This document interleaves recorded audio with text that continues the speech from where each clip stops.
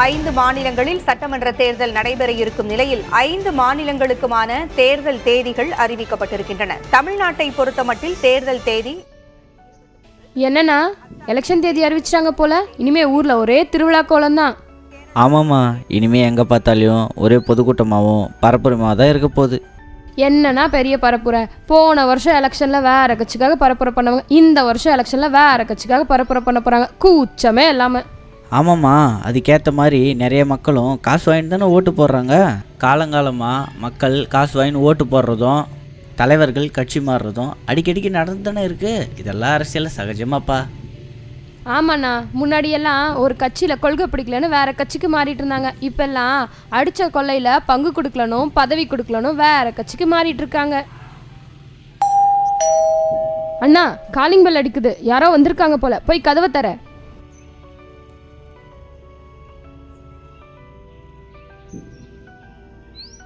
Sir, நீங்களா? What a surprise. Please சொல்லுவாங்க. என்ன தினேஷ், நல்லா இருக்கியா? நல்லா இருக்கேன் சார். ரம்யா, எங்கள் ப்ரொஃபஸர் வந்திருக்காரு பாருமா. வணக்கம் சார், உட்காருங்க. சாருக்கு தண்ணியை திட்டுவாமா? ஆமாம், என்ன சார் திடீர்னு வந்துக்கிறீங்க வீட்டுக்கு? ஒன்றும் இல்லைப்பா, திடீர்னு நான் வாடகைக்கு குடிக்கிற வீட்டை காலி பண்ண சொல்லிட்டாங்க. ஏன்னா ஹவுஸ் ஓனரோட பொண்ணு ஃபாரின்லேருந்து வருதான், இங்கேயே செட்டில் ஆகணுமா. அதுக்கு வசதியாக நான் இருக்கிற வீட்டை காலி பண்ண சொல்லிட்டாங்க. சரி, வழியில் உன் ஃப்ரெண்டு ஒருத்தனை பார்த்தேன். தினேஷை பாருங்க சார், அவங்ககிட்ட ஒரு 4-5 வீடு இருக்கு, கேட்டு பாருங்கன்னு சொன்னான். சரி, எனக்கு ஏற்ற மாதிரி உங்ககிட்ட ஏதாவது வீடு இருக்கான்னு கேட்டுட்டு போகலான்னு வந்தம்பா. அது சரி, நான் வர்றதுக்கு முன்னாடி ஏதோ சவுண்டாக பேசிட்டு இருந்தீங்களே, என்ன பேசிட்டு இருந்தீங்க? அது ஒன்றும் இல்லை சார், எலெக்ஷன் தேதி அறிவிச்சிருக்காங்க, அதை பற்றி தான் பேசிகிட்டு இருந்தோம். ஆமாம், நீங்கள் புது தலைமுறையாச்சே, உங்களுக்கும் வாக்குரிமை இருக்குமே, அதை எப்படி பயன்படுத்த போகிறீங்க? இதில் என்ன சார் புதுசாக இருக்குது? மக்கள் காலங்காலமாக காசு வாங்கிட்டு தானே ஓட்டு போடுறாங்க. நம்மளும் அதே ஃபாலோ பண்ணிட வேண்டியது தான். என்னப்பா சொல்கிற நீயே? புரியலையா சார்? அண்ணன் என்ன சொல்ல வர்றாருன்னா, 500 ரூபாய் பணமும் சிக்கன் பிரியாணியும் யார் வாங்கி தராங்களோ அவங்களுக்கு தான் ஓட்டு போட போகிறோன்னு சொல்லாமல் சொல்கிறாரு. அப்படி தானேண்ணா? ரொம்ப கரெக்ட்மா தங்கச்சி. எப்படி இவ்வளோ கரெக்டாக சொன்ன? இதை கூட புரிஞ்சுக்கலாம். எப்படின்னா, உன் தங்கச்சியாச்சே. இப்படி பணம் வாங்கின்னு ஓட்டு போட்டா நல்லவன் எப்படி ஜெயிப்பான்? முதல்ல அவன் எலெக்ஷனில் எப்படி நிற்பான்? அதை பற்றியெல்லாம் எனக்கு கவலை இல்லை சார். எல்லாரும் காசு வாங்கிட்டு ஓட்டு போடுறாங்க, நான் மட்டும் ஏன் வாங்காமல் போடணும்? அந்த பேச்சை விடுண்ணா. சார் வீடு வேணும்னு வந்திருக்காரு. நம்ம கிட்ட இருக்க வீட்டில் சாருக்கு செட் ஆகுற மாதிரி வீடு இருக்கான்னு பார்த்து சொல்லு. சாருக்கு இல்லாத வீடாமா? இந்த வீடியோ கொடுத்துடலாம் சார். இந்த வீடியோ உங்களுக்கு பிடிச்சிருக்கா பாருங்கள் சார். ஏன்பா, இந்த வீட்டை எனக்கு லீஸ்க்கு விட்டுட்டு நீங்கள் எங்கே போவீங்க? இல்லை சார், இந்த வீட்டை லீஸுக்கு விட்டுட்டு நாங்கள் சொந்த ஊருக்கே போய் செட்டில் ஆகலான்னு இருக்கோம். ஏதாச்சும் நல்ல ஆளுங்க வந்தால் பார்க்கலான்னு இருந்தேன். நல்ல வேலை நீங்களே வந்துட்டீங்க. உங்களுக்கு இந்த வீடு ஓகேவான்னு பாருங்கள். ஏன்பா, இந்த வீட்டை போய் யாராவது பிடிக்கலன்னு சொல்லுவாங்களா?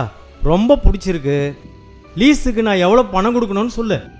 சார், மற்றவங்களுக்குன்னா 6 லட்சம், உங்களுக்குன்னா 1 லட்சம் கம்மி பண்ணி 5 லட்சத்துக்கு தரேன். ஓகேவா சார்? ஓகேப்பா, பணத்தை நான் உடனே செட்டில் பண்ணிடுறேன். சார், ஒன்றும் அவசரம் இல்லை சார், மெதுவாகவே கொடுங்க. இல்லைப்பா, அந்தந்த விஷயத்த அப்பப்போவே செட்டில் பண்ணிடணும். இதை ஒரு நிமிஷம் இரு வரேன்.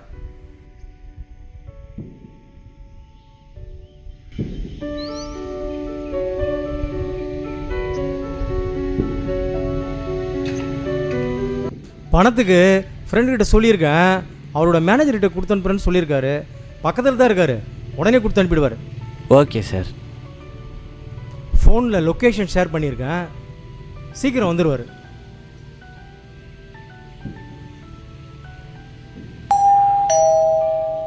காலிங் பெல் அடிக்குது, மேனேஜர் தான் நினைக்கிறேன். வாப்பா, தேவராஜ் சார் அமிச்சாரா? ஆமாங்க சார், இதை உங்ககிட்ட கொடுத்துட்டா சொன்னார். இந்தாப்பா, உனக்கு தேவையான பணம் இதில் இருக்கு, இந்தா வாங்கிக்க.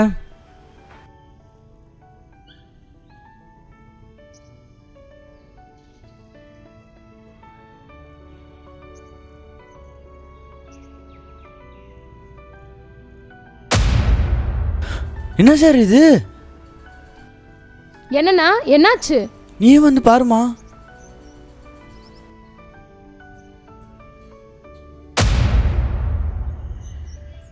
என்ன சார் இது?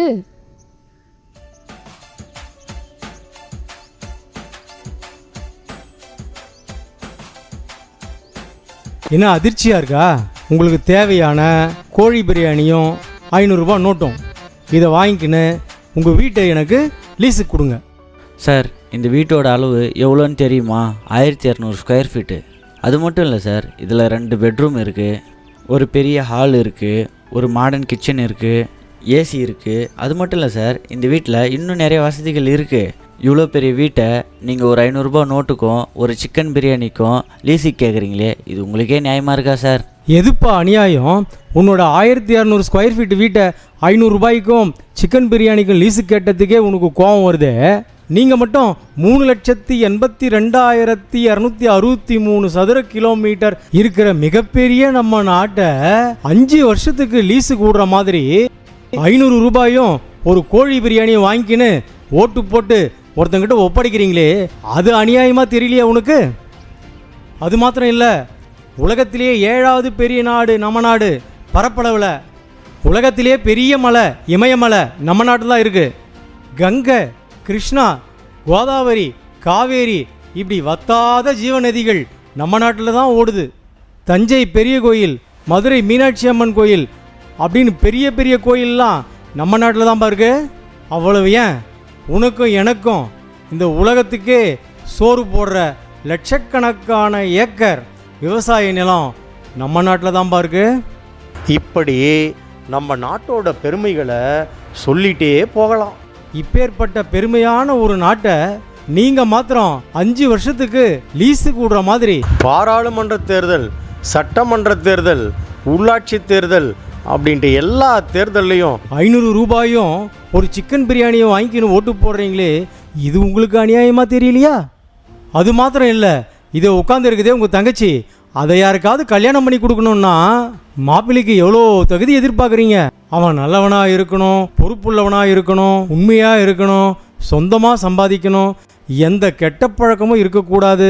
இப்படி எவ்வளோ தகுதியை அவங்ககிட்ட எதிர்பார்க்குறீங்க. ஒரு பொண்ணை ஒருத்தங்கிட்ட ஒப்படைக்கிறதுக்கே இவ்வளோ தகுதிகளை எதிர்பார்க்குற நீங்கள் இந்த மண்ணை ஒருத்தங்கிட்ட ஒப்படைக்கும் போது எந்த தகுதியுமே எதிர்பார்க்காம ஒப்படைக்கிறீங்களே, இது உங்களுக்கே அநியாயமாக தெரியலையாப்பா?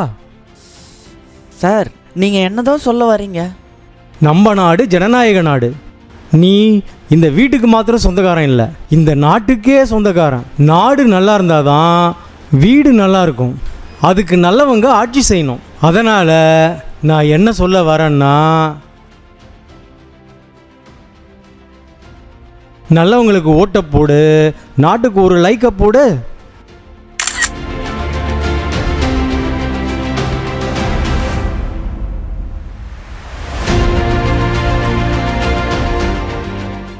தொடர்ந்து இது போன்ற விழிப்புணர்வு குறும்படங்களை வெளியிட தாங்கள் விரும்பினால் கீழ்க்கண்ட QR கோடில் தாங்கள் விருப்பப்பட்டதை செய்யலாம். நன்றி.